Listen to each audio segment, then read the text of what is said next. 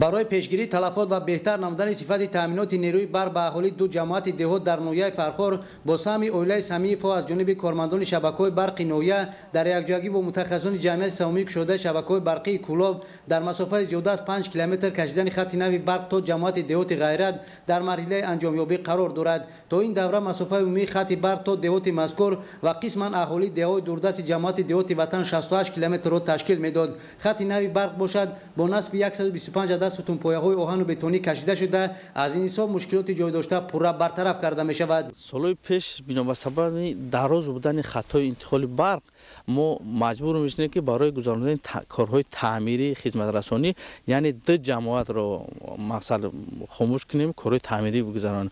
حاجی بعدی با استفاده دادن خط برق جماعت دهات غیرت جدا می شود از جماعت دهات وطن.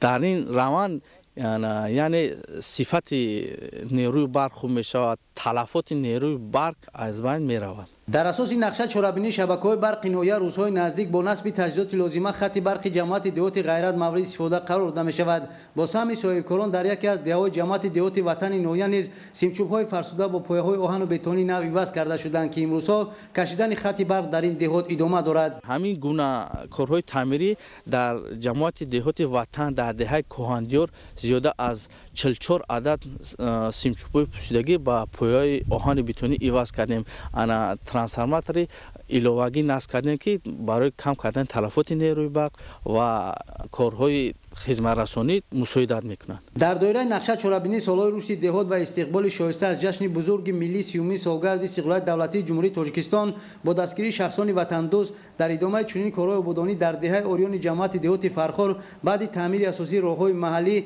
دهات مذکور پورا چراغان کرده شده است. من در دوام یک سال اخیر با دستگیری جمعیت سهامی شده شبکه‌های برقی کولاب و صاحبکاران محلی از جانب متخصصان شبکه‌های برق نویه در 8 دهه زیرساخت‌های نو نصب گردیده 5 عدد زیرساخت تواناییش پس باشد برای کم کردن سرباری با زیرساخت‌های تواناییشان بلند عوض کرده شدند که این تدبیر برای کاری با اعتماد انشاءات ساحه پیشگیری تلفات بهتر شدن صفت تامینات نیروی برق و رشد دهات مساعدت خواهد کرد.